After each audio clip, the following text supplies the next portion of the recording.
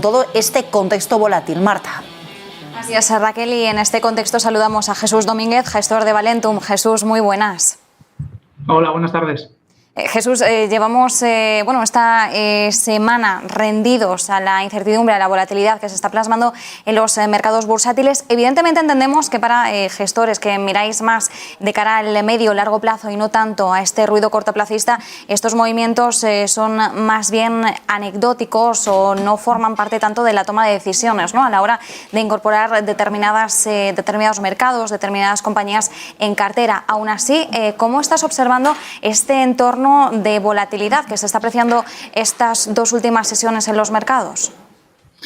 Bueno, al final has dicho una cosa que sí y otra que te diría que sí, pero que no no son los movimientos que nosotros al final tenemos por norma utilizar como inversión, porque invertimos a largo plazo, pero sí que es cierto que son movimientos en los que tienes que mirarlos bien y aprovechar esas oportunidades de cosas que igual llevabas tiempo vigilando y estaban un poco caras, igual ahora hay oportunidades, ¿no? Y también mirar si realmente ha cambiado algo y tienes que modificar un poco tu estrategia en alguna otra cosa. Llevábamos unas subidas bastante importantes en los 2 últimos años. A finales del año pasado ya empezamos a ver que los mercados, pues nos daban algún sustillo. Y yo creo que tanto subida de tipos de interés como la situación en Ucrania y Estados Unidos metiéndose ahí un poco más fuerte con Rusia, pues bueno, no sé si es esto o que tocaba corregir, pero la realidad es que están viniendo con unas volatilidades muy fuertes y nosotros lo que estamos haciendo pues es ir tanteando poquito a poco, ir viendo valores y ir viendo si en alguna cosa pues hay alguna oportunidad para seguir invirtiendo. Tenemos algunos focos de atención. Corrígeme, Jesús, si tenéis algunos otros focos más que estáis observando, pero bueno, en resumidas cuentas, inflación, los cuellos de botella, el impacto de la variante Omicron, cómo está evolucionando la crisis sanitaria y ahora además también se suma esa tensión geopolítica Ucrania-Rusia. Son algunos de los principales focos que tenemos en mente cuando observamos la evolución de los mercados. ¿Cuáles son los focos que vosotros estáis teniendo en cuenta pues precisamente a la hora de mantener o modificar vuestra cartera? Sí, la verdad yo creo que son los grandes puntos. Inflación te lo juntaría con decisiones de bancos centrales sobre políticas monetarias, porque al final eso es realmente lo importante. Si la inflación va a durar mucho y va a haber subidas de tipos muy fuertes o se lo van a tomar con más calma. Estados Unidos, los americanos han empezado muy fuerte. Entonces, eso lo miramos bastante. ¿Cuál es nuestro problema? Que a nivel macroeconómico no tenemos ni idea, ni nosotros, ni yo creo que nadie, de si la inflación va a durar mucho o no y qué decisiones al final va a tomar un Banco Central Europeo o una Reserva Federal. Y si van muy rápido, igual luego tienen que aflojar. Entonces, esas cosas hay que ir, no te queda otra que ir gestionándolas con el día a día, con cómo van tomando decisiones, qué es lo que vemos y qué precios estamos viendo en las acciones. Si unos tienen unos impactos más fuertes, pues igual esas son las que hay que aprovechar. Ejemplo, al final, subidas de tipos lo que te está pegando es en todas aquellas compañías cuyas valoraciones tienen mucho peso en el largo plazo. Pues estos son compañías que crecen mucho, como tecnológicas, todo lo que sea infraestructuras, utilities, que en el largo plazo son como un bono al final, entonces subidas de tipo de interés les penalizan la valoración. Por el contrario, las cíclicas, al contrario, les viene bien porque inflación son subidas de precios de esas materias primas, tus costes de extracción son más o menos lo mismo, con lo cual te beneficia. Entonces, a nosotros lo que nos gusta son empresas buenas, hay cosas de tecnología y cosas donde vemos que se benefician de todos los cambios que estamos viendo y que vamos a seguir viendo en todos estos años próximos, con lo cual esas son cosas, pues un Google, un Facebook, ciberseguridad, todo ese tipo de correcciones, pues sí que nos gusta mucho estar al tanto. Esto no quiere decir que nos hayamos lanzado como locos a comprar ya, porque hemos visto una corrección, pero también llevamos mucha subida. Vamos a ir viendo cómo reaccionan los mercados en los próximos días o semanas. Importante ir viendo la evolución, ¿no?, de los mercados, cómo van reaccionando a distintos focos de tensión que tenemos en estos momentos. Y Jesús, de cara a este año 2022, ¿cómo se está posicionando el value frente al growth? Bueno, no sé, nosotros somos un bicho un poco raro. Pensamos que somos value porque buscamos cosas que pensamos que valen más de lo que cotizan, pero nosotros necesitamos ese crecimiento, ese catalizador, que es realmente lo que hace aflorar valor. El mercado lo que te está diciendo es que ahora lo que va a funcionar y lo que está funcionando es ciclo puro y duro. Lo que muchos dicen que es el value, porque esas son cosas que pues, en determinados momentos están muy baratas. Pero son ciclo, eso no compone a largo plazo. Entonces, bueno, eso y obviamente bancos también han subido ante las potenciales subidas de tipos de interés, que ya las tenemos en Estados Unidos y que puedan venir en Europa, pues ha tirado mucho bancos.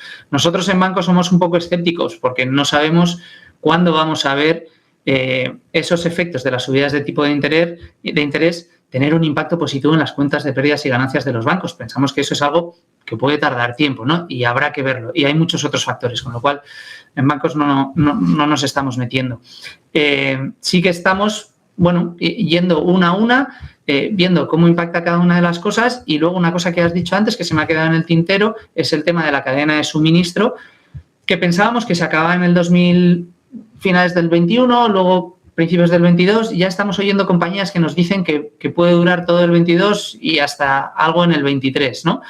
Entonces, bueno, pues ahí también hay que ir aprovechando. Sabemos que cuanto más duren los problemas de tensiones en la cadena de suministro, probablemente más dure la inflación o la inflación en ciertos productos, con lo cual hay que ir juntando todas esas piezas. Lo que pasa es que no tienes una imagen clara y una imagen estática, porque esto cambia muy rápido. Entonces, hay que tener una carterita de cosas buenas, un poco diversificada, un poquito de todo. Nosotros, pues por ponerte un ejemplo, en la parte más cíclica, pues tenemos algo de Arcelor, que es acero carbono, Aperam, que es acero inoxidable, y un poquito de Atalaya Mining, que es minas de cobre. Y bueno, y luego tenemos algo de industria, tenemos algo de tecnología, un poquito de todo. Corrígeme si me equivoco, en el fondo Valentum no tenéis ninguna empresa española, pero sí en Magno, ¿verdad? Que tendríais Inditex. No sé si estoy en lo correcto o no, porque quería preguntarte cuáles son las perspectivas o cómo estáis observando vosotros la evolución de la renta variable española. Sí, no, de hecho en Magno ya no tenemos Inditex, las vendimos, y en Valentum sí que tenemos alguna posición española. La más relevante es Alantra. Tenemos algo de CIA Automotive y tenemos algunas compañías pequeñitas del MAP que salieron a bolsa el año pasado, y realmente todavía ahí estamos construyendo algunas posiciones. La renta variable española como tal, igual este año empieza a ir mejor porque está muy cargada de bancos y si sigue esta tendencia de subidas de tipos de interés, el mercado va a darle un poco más de alas a todo el sector bancario. Y luego, bueno, pues el resto irá dependiendo. Por otro lado, también tienes mucha utility, mucha renovable, y todo esto son compañías que con subidas de tipos de interés te van a penalizar mucho, ¿no? Nosotros, en general, nos da un poco igual el país en el que estamos invirtiendo, porque buscamos compañía tras compañía. Estamos viendo algunas cosas, bueno, interesantes que están saliendo en el MAP, pero nos da mucha pena estar en España, tener mucho talento que hay en general en España, pero luego ves mercados como el italiano, como el francés, como el alemán, donde hay mucha más predisposición al emprendimiento, a generar compañías que vayan a crecer, y esto se ve al final en los mercados, ¿no? Hay muchas más compañías cotizadas en Francia, en Alemania, en Italia, en los nórdicos, que en España. Entonces, bueno, aquí parece que nos hemos quedado un poquito con la vieja guardia de las eléctricas, las petroleras, los bancos, Inditex, que es la única que realmente, de las pocas que ha conseguido crecer ahí y meterse en el IBEX, una Robi también, que son gente que lo han hecho fenomenal y las hemos tenido en cartera durante mucho tiempo nosotros. Pero bueno, más allá de eso, cuesta un poco encontrar cosas interesantes en España.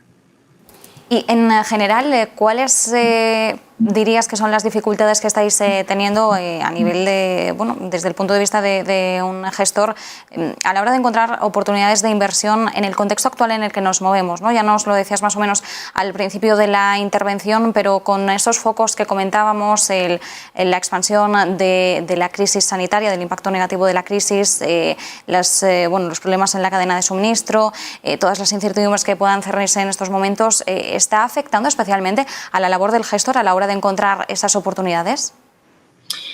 No, yo creo que no.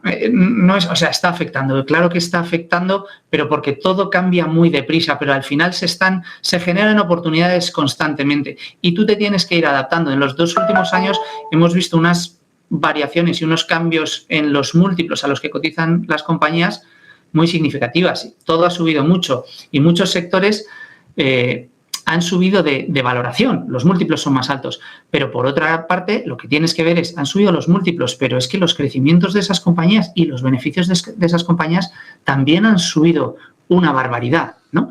Entonces te tienes que ir adaptando e ir viendo si realmente todo lo que ha pasado, a quién ha beneficiado, a quién ha perjudicado y cómo se van a ver afectadas esos distintos grupos de compañías en los próximos meses. Un sector que yo creo que ahora es muy interesante y muy complejo a la vez es el sector turismo. Esto es una visión nuestra que no tiene por qué ser correcta ni mucho menos, pero tiene pinta de que poco a poco estamos superando la enfermedad, que la variante está más contagiosa pero menos letal. Tiene sentido que al final todos estamos muy cansados, queremos volver a viajar a nuestra vida de antes y pensamos que el sector turismo volverá y volverá muy fuerte. Cuando mires las compañías, el problema que te encuentras, y ahí está la complejidad, es que los balances de muchas están destrozados todavía, porque llevan mucho tiempo sufriendo muchísimo. Algunas con ampliaciones de capital, algunas con reestructuraciones, otras a medio camino. Entonces, bueno, es este día a día muy cambiante donde a veces te la tienes que jugar un poquito. Tienes que saber que si te la juegas y no aciertas, tienes que tener la flexibilidad de volver para atrás y de ser sabio y aceptar tus errores. Y de la misma manera, si te has perdido un sector o alguna compañía que de repente ves que sí, que se está beneficiando y que va a mejorar, pues igual, aunque llegues un poco tarde, tienes que subirte a ese carro. Y yo creo que ese es el día a día del gestor, el día a día del inversor, de conocer un poco todo lo que hay en el mercado, conocer las noticias, ver lo que está pasando y conocerse a sí mismo y saber que te estás equivocando constantemente, que no lo sabes todo y que tienes que ir, pues variando tu tesis y que nunca vas a comprar abajo del todo ni vender arriba del todo. Entonces, es un poco lo que Sí, desde luego. Nos quedamos con esa reflexión final y sobre todo con ese sector turístico que, como bien indicabas, bien describías, complejo e interesante a la vez en el contexto en el que nos estamos moviendo. Jesús Domínguez, gestor de Valentum, como siempre, muchísimas gracias. Muchas gracias.